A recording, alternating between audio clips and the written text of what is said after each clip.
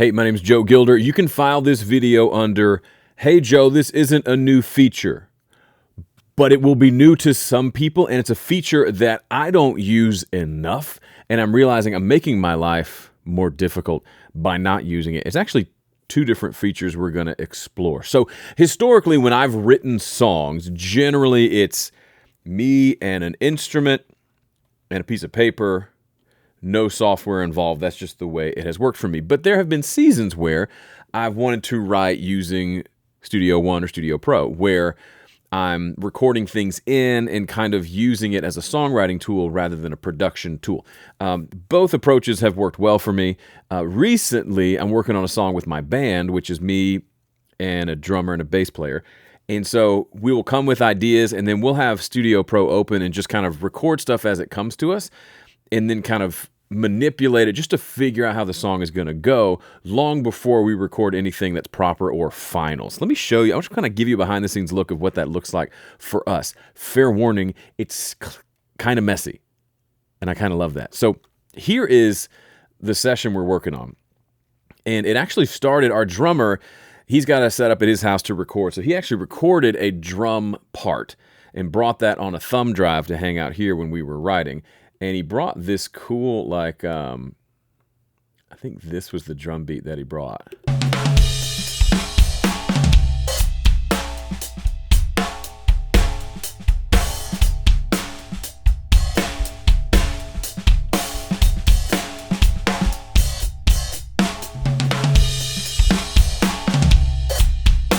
Yeah, he's real good. And we ended up, he had this whole, like, musical thing that this organ part I'm not going to play, because we ended up we couldn't figure out how to make that work with me on guitar and the other guy on bass. And we were kind of taking that drum groove and just kind of trying to jam out and find like a chord progression and a riff. And we kind of slowly, it morphed from that, which was very different from what we ended up with. And I want to play that for you real quickly. So we had this part where the bass player and I were playing kind of this thing right here.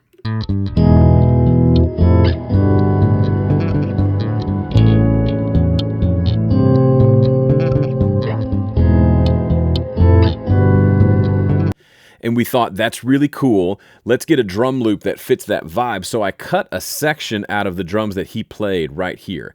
And I even think I cut it out in the wrong place, hindsight. But it gave us this little 2-bar loop that we could use to play along. And so now we're just trying to figure out how the song's going to go. None of this is probably going to make it into the final version, but we ended up with this.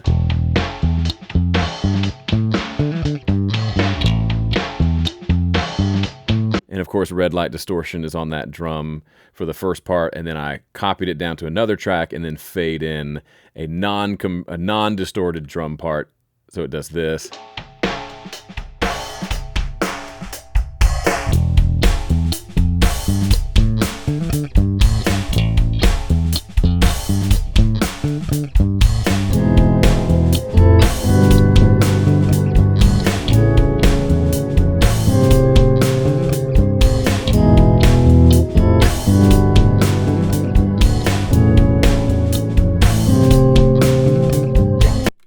So the whole point here, what I want to show you is if you don't mess with, you see this thing across the top?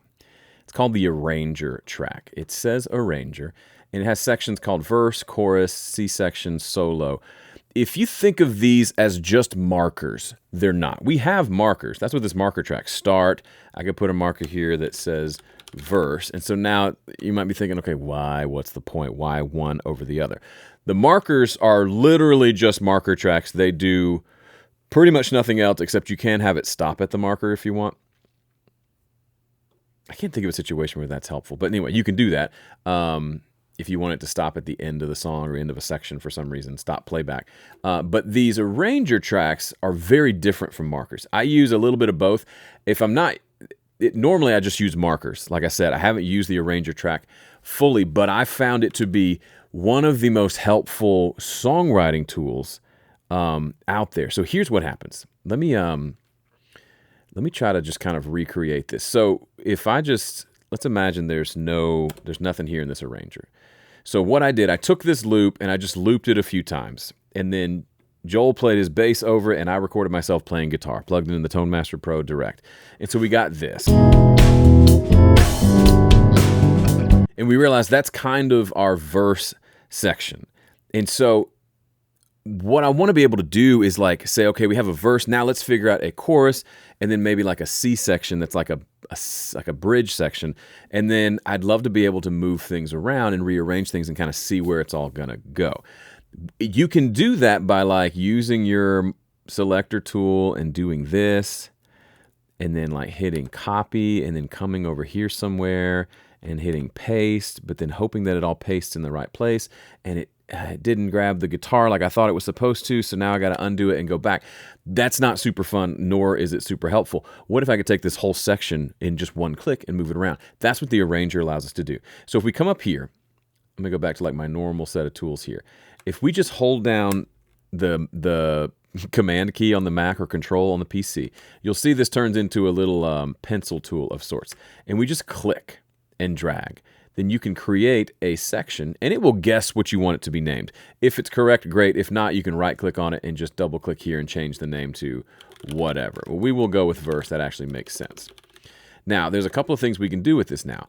Now that we have this, we can say, okay, that's really cool, but I would love, first of all, let's just say I want to go work on this like and record something after it. Let's say we had nothing else in this session. You can click on this and check it out. I can just drag this over here. I haven't let go yet. If I hold down Option, it's going to copy it. If I don't hold down Option or Alt on the PC, it's going to move it over there. So let's say I just want to copy it over. Boom. I've now copied it, and I've got this. Oh, look, it copied the verse thing too. That's funny. And now I can sit here and listen to this, and I can record something after it, or I can do whatever I want. I can also treat this block up here where it says verse as its own sort of entity. So I can select this verse in the arranger and just press D, which if I do it on a track, that will duplicate that track, right? It kind of will loop it out. But instead of doing something like this, where I select all of these and press D to loop, and then it sometimes doesn't line it up right, if I just click the verse and hit D, check it out. Copied everything. Do it again. Boom. It copied everything. Imagine if you're working on, especially if you do a lot of songwriting inside the software, you've got maybe a bunch of tracks, a bunch of drum tracks, a bunch of synthesizers and guitar parts and bass parts, and you're just trying to figure out the arrangement of the song. The hint is in the name, the arranger. You can now like say, I don't want that verse to be twice as long. Instead of going and spending the next 5 to 10 minutes copying and pasting and making sure everything's in the right spot, just go doink. Now, obviously, this only works if you record everything to a click. We did all of this, surprisingly, to 120 BPM, which is like the default tempo in most DAWs. But now we can move that thing around. If we decide we want to get rid of it, if we press delete, it only deletes that section, which is probably useful. You got to right-click on it and choose delete range if you want to delete everything, and that will get rid of it all. So now, how is this useful? Well, we can now go in, so like, for example, I can duplicate this, and then I can take pieces of it that I don't like let's say I don't want these to be in this next section. I can delete these, and then I can create a new loop using something like this, and now we're basically making a new section. So let me undo all of that. The next thing we did was we recorded, we got a different drum loop that does this. Just more aggressive, and then we wrote a different part for that where the bass is and the guitars are just kind of doing an octave walk-up thing.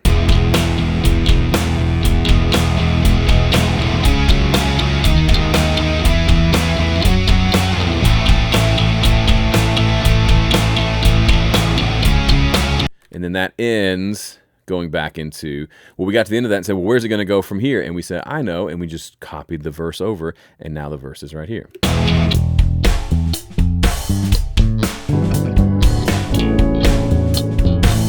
And I even added a second guitar part to make it even more like ethereal.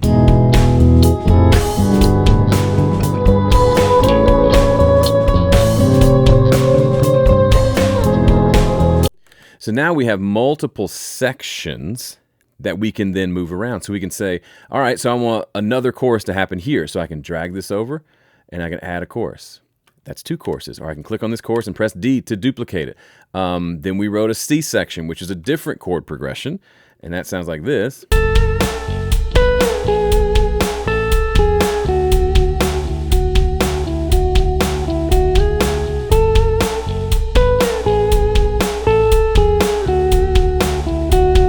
So you can see we're kind of piecing together a song. Is it a song yet?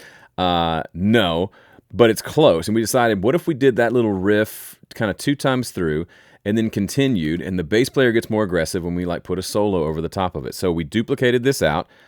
Then we changed the name because we're adding in another part down here. So now it has a solo.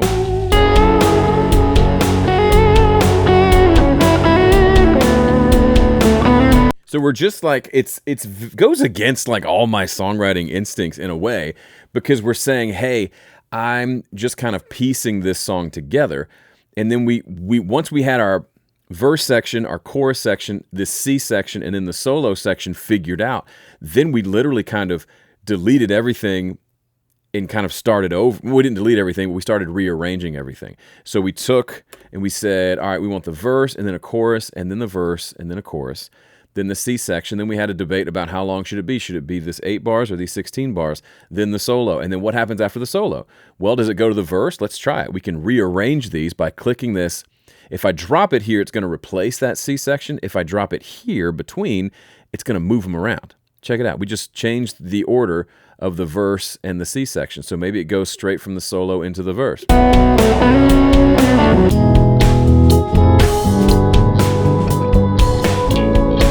Or maybe we liked it the other way.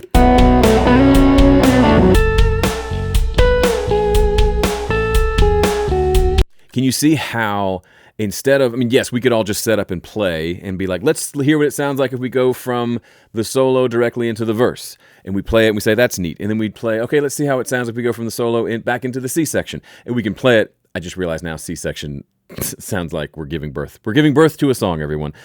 We can very quickly just hear what those sound like, and we can have a consensus with none of us with our instruments in our hands. They can text me and be like, hey, Joe, what would happen if we, instead of doing the C section after the solo, what if we got rid of that? And it just went from the verse and then to the chorus. I would say, okay, here's what that sounds like. I make those changes. I do a export an MP3 and text it to them, and then they say yes or no.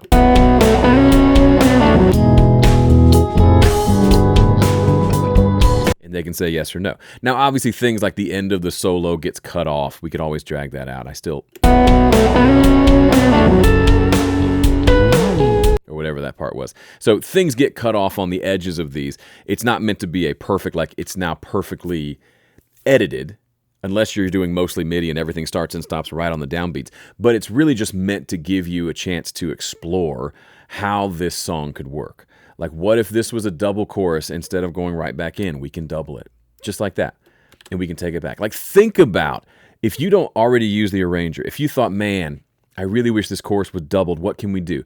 Well, you have to come over here, and you have to right-click, and you have to insert time, which I don't even know how to do because it's session. I don't even remember. Insert silence, I guess? Yeah. And we'd say, how much silence do we want? And we tell it a number of bars. You can do all of that, or you can select everything and then drag it over a few bars. You can do all of that. This makes that unnecessary. That's why I can't remember how to insert time, because all I have to do is say, I would really like another chorus here. D, neat. Now I have another chorus and another and another. Why not make it a jam band? And then if I say, nah, I'm good, I just hit undo, or I right click on it and choose delete range, and it slides everything down and lines it all up. And then also, if you open up your inspector, you'll notice when you're using your arranger, it gives you kind of a readout of what's happening. And so you can rearrange things here as well. I don't use that as much, but it's kind of cool to see like a visual. Hey, here's the flow of the song.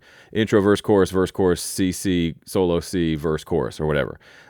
This also can apply to your scratch pad.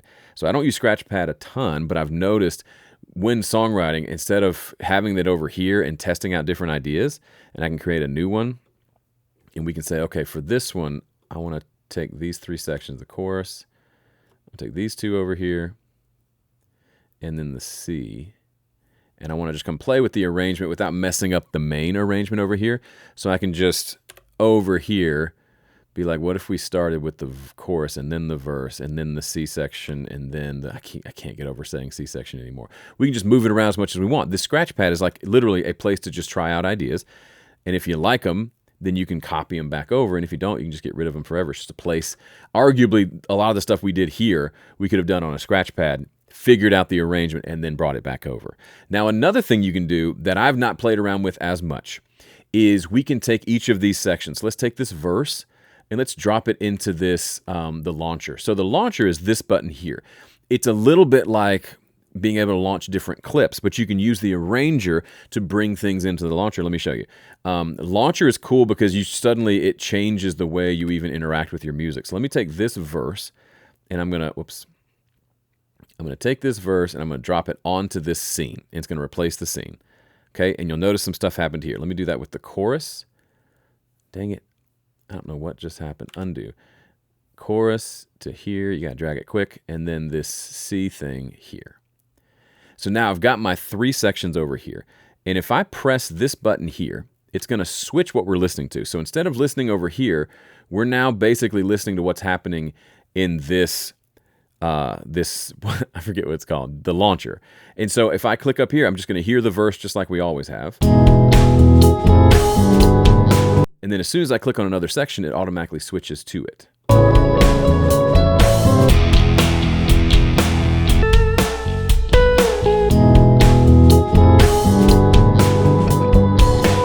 But it switches on the downbeat. So if I click it during beat 1, it's gonna wait until after beat 4 to switch over.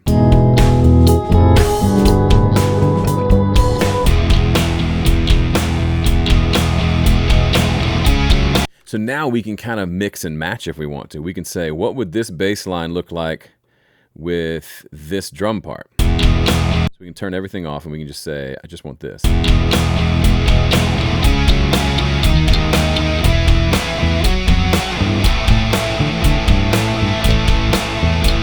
Or we can stop all the cells at once and just start. We can bring this one over and have it be by itself, or I guess copy it over by holding down Option or Alt and bring this drum loop over. Now we've got this. We're combining this drum part with this bass part and we create a new scene. And then check this out. If we bring this back over, if we create a new combination we hadn't thought of before, we're taking individual pieces and moving them around. Now we can take this scene and drop it back into our song. And check it out. We've created a new thing, a different drum part with a different bass part that were never played together before. Now we've created that. I haven't, to be honest, fully explored this. I know you can technically record into these cells, but even if you record it over here and then drag it in here, then you can go kind of start messing around with combining different things. And if you find an order that you really like, you can change the order, you can duplicate just like you can with the arranger. Oh, maybe not. Yeah, by holding down like Option, it'll copy. The D doesn't work here, but you can make a new arrangement and then you can take that whole arrangement like this and copy the whole thing over and be like, this is my new arrangement. Check this out, everybody. And look, it brought the whole thing in. Anyway, there's obviously there are a million ways to write songs. If you just want to go with a piece of paper and a guitar and then record it, that's all well and good. But if you want to explore some ways to record some interesting parts and then mix and match them and then figure out your arrangement well in advance of the actual recording session when you're actually going to record the real stuff, this has been the last several songs I've done with my band, we've written them this way. And it's been so fun and created something very cool and very memorable for us. But also when it's time to record, we're going to get rid of all this. Like this captured the vibe.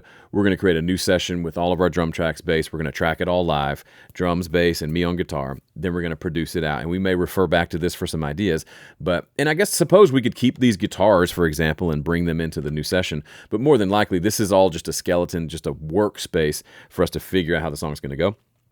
Then we'll record it properly in a whole other session another day. And that's the way that has worked really well for us. All right, that's it for this video. If you liked this, be sure to like and subscribe. Thanks, as always, for watching, and I'll see you in the next one.